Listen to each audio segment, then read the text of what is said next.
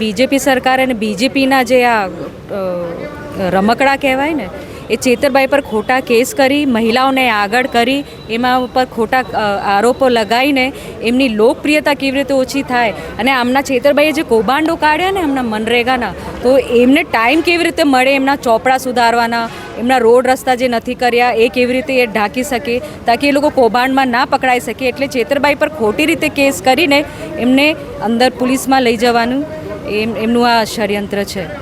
આજે જ્યારે રેલી સ્વરૂપે નર્મદા કલેક્ટર કચેરી ખાતે આવ્યા તો પોલીસ સાથે પણ ગેટ ઉપર ઘર્ષણ થયું અને તમને અંદર જવા માટેથી રોકવામાં આવ્યા તો એના વિશે તમે શું કહો? અમે તો શાંતિથી એક આવેદનપત્ર જ આપવા જતા હતા। દેડિયાપાડામાં 144 લાગુ કરવાનું આ કહેતા હતા અને બીજેપીની મોટી રેલી નીકળી, બહેનોને ઠગીને લઈ આવ્યા। બહેનો પણ પસ્તાય છે કે અમે ચેતરભાઈના વિરુદ્ધમાં અમે નથી, છતાં અમને આ પૈસા આપીને અને ઠગીને બીજી મિટિંગમાં જઈએ છીએ એવું કરીને લઈ આવ્યા છે। તો આ 144 બીજેપીના કાર્યકર્તા પર નહીં અને અમારા સામાન્ય કાર્યકર્તા કે બીજી પાર્ટીઓના કાર્યકર્તા પર છે।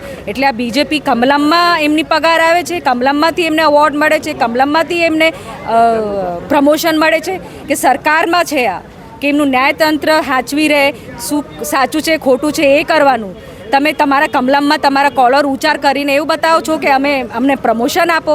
એટલે એક ધારાસભ્ય, આદિવાસી ધારાસભ્ય જે આદિવાસી સમાજ માટે લડે છે, બહેનો માટે લડે છે, આજ સુધી તો મેં સાંભળ્યું નહીં કે ચેતરભાઈએ કોઈ બહેનો ઉપર કોઈ ખોટા આક્ષેપો કે ખોટા ભાષા વાપરી છે। આ તો બહેનો પણ દુરુપયોગ કરે છે આ ભાજપની બહેનો।